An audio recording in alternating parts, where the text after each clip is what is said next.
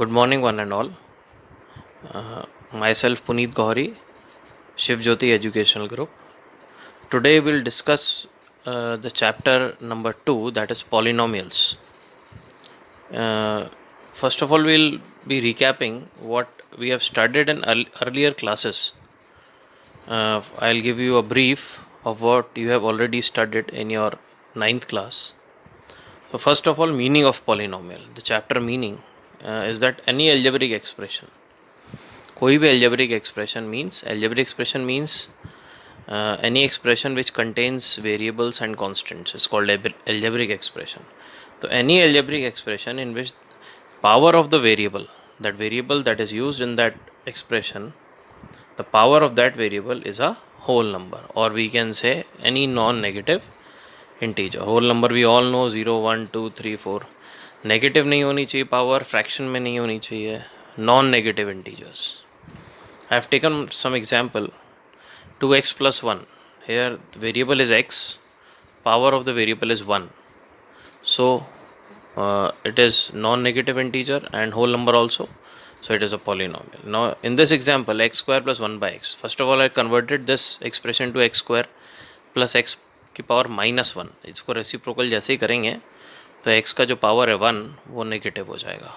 ये भी laws of exponent में आपने पढ़ा है पहले. तो since the power of the variable is negative here, so this expression is not a polynomial. This you have already studied in your earlier classes. Now classification of polynomials also you have studied on the basis of terms and on the basis of degree. So on the basis of terms, suppose if an expression contains one term, so it becomes monomial. Monomial does not deal with the degree part. It has just to deal with the terms used that has been separated by plus or minus. So I have taken example, suppose x square contains only one term, so it is monomial. Two terms, binomial, x square plus 1, x cube plus 1, anything I can take. Three terms, trinomial. तीन term, x square plus x plus 3. Now on the basis of degree, suppose I'll bifurcate on the next page. First of all, degree. What do you mean by degree? The highest power of the variable. Degree means सबसे ज़्यादा power होती है variable की जो उसमें use होती है, that is called degree. So on the basis of degree, we have linear, that is the degree 1. Variable की जो डिग्री है वो 1 है, तो x power 1 plus 1. Quadratic degree 2 is quadratic, x square plus x plus 1. Degree 3 cubic, x cube plus 1. Degree 4 biquadratic polynomial, degree 4 nothing to relate with terms. Maximum number of terms biquadratic में terms कितने हो सकते हैं? x power 4, फिर suppose x power 3 होता, फिर x power 2 होता, फिर x होता और फिर कांस्टेंट होता, तो 5 टर्म्स हो जाते हैं बाई क्वाड्रेटिक में. तो number of terms a different thing and degree is different thing. Correct. Now about exercise this 2.1, we have to understand this geometric representation about the zeros. Suppose I have given this x as x and y, and there's a line that is passing through this x-axis. The number of points where it cuts the x-axis are the number of zeros, and the point where it cuts the x-axis will be the zero of that specific polynomial. Suppose in this part this line is passing through -1. तो जिस polynomial की भी line हमने बनाई थी, graph draw किया था, उसका एक ज़ीरो जो है वो -1 है. मीन्स -1 रखने पे उस polynomial की वैल्यू 0 हो जाएगी. In this case there is a u graph. It cuts the x-axis. I am focusing only on x-axis. x-axis पे कितनी जगह पे कट कर रहा है? 2 जगह पे, तो इसके 2 zeros हो जाएंगे. This cuts x-axis at one point, so इसका एक ही ज़ीरो होगा. और हो सकता है ये बाई क्वाड्रेटिक पॉलिनोमियल का ग्राफ है, लेकिन इसका एक ही ज़ीरो एग्जिस्ट कर रहा है, real zeros. And in this case it does not touches the x-axis, so no real zeros will exist. So number of zeros will be equal to the number of points it cuts the x axis, यानी x पे जितनी जगह cut करेगा उतने ही इसके real zeros होंगे, ज़्यादा से ज़्यादा at most. So by the use of this concept you can do exercise 2.1 very easily. Now about 2.2 we have to understand some concept regarding the relationship between the zeros and the coefficients, especially for quadratic. Cubic के लिए भी है लेकिन quadratic का समझेंगे पहले.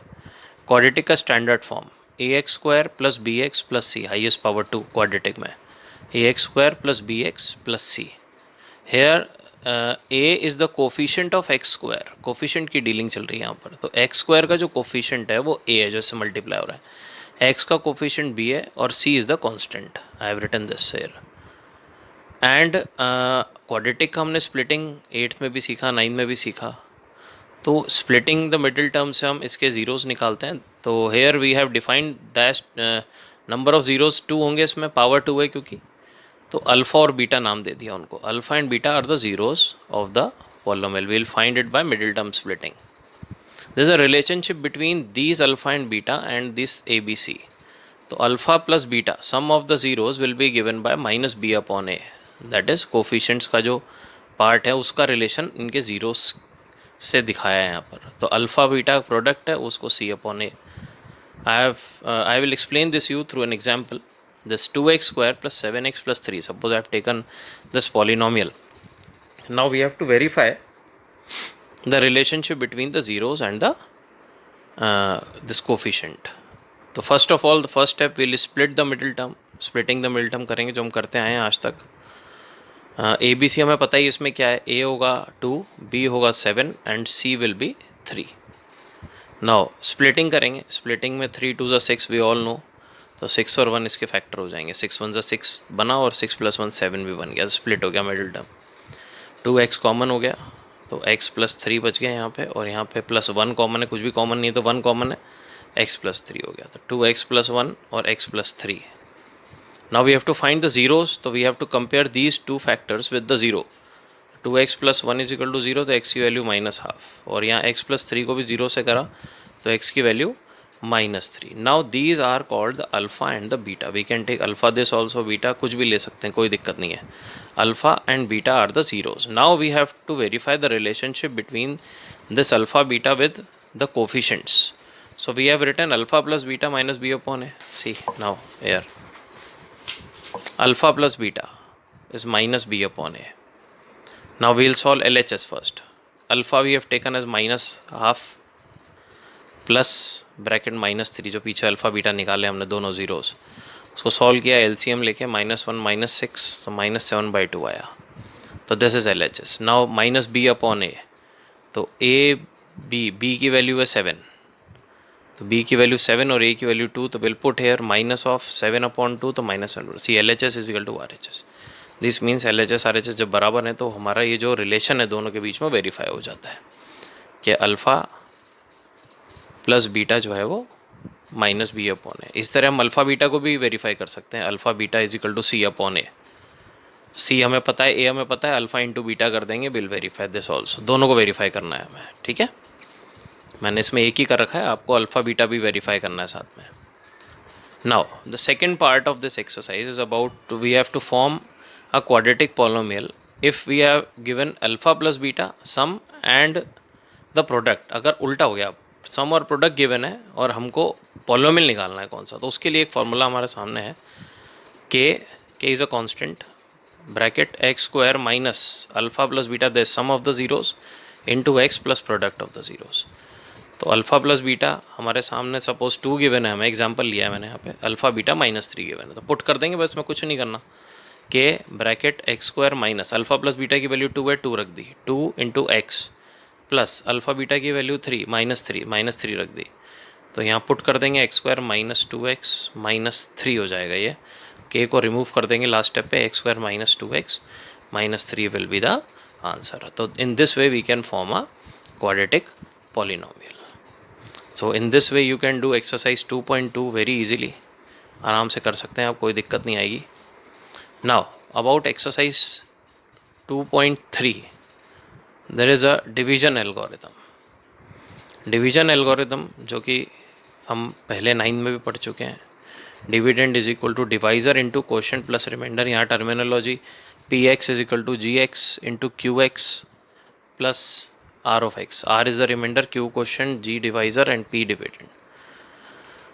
Now we have to divide p of x x square minus plus 3x minus 2 divide by x minus 1. तो ऐसा डिवीजन करते हैं. डिवीजन आता है आप लोगों को 9 में आपने सीखा है, फिर भी एक बार मैं रिकॉल कराता हूँ उसको आपको. इसको डिग्री ऑफ ऑर्डर में अरेंज कर रखा है हमने x square plus 3x minus 2 को और x माइनस 1 बाहर डिवाइजर. पहली डिग्री मिलानी है. x को x स्क्वायर बनाने के लिए x से मल्टीप्लाई करेंगे तो x into x will become x square. Now we have to multiply this x also with this minus 1, तो it will be minus x. Will change the sign. Minus ये cut गया, x square और minus x square plus 3x plus x will become plus 4x. Carry करेंगे minus 2 plus 4 minus 1 है हमारे पास और यहाँ हमको 4x चाहिए, तो x से तो 4 से मल्टीप्लाई कर दिया. 4 इंटू एक्स 4x और 4 को माइनस 1 से भी करा तो इट विल बिकम माइनस 4. तो प्लस 4 हो जाएगा, साइन चेंज हो जाएंगे तभी ये कटेगा. ये कट गया पहला कैंसिल, दिस बिकम्स 2, तो remainder will become 2. Now here one more fact is this: if remainder is 0 suppose, then we can say this g of x is a factor of this p of x जो अंदर dividend है. और अगर reminder 0 नहीं होता तो ये इसका फैक्टर नहीं है. तो ये इस तरह से आप जो है exercise 2.3 you can do, you can try and you can do it very easily. Now thank you all of you.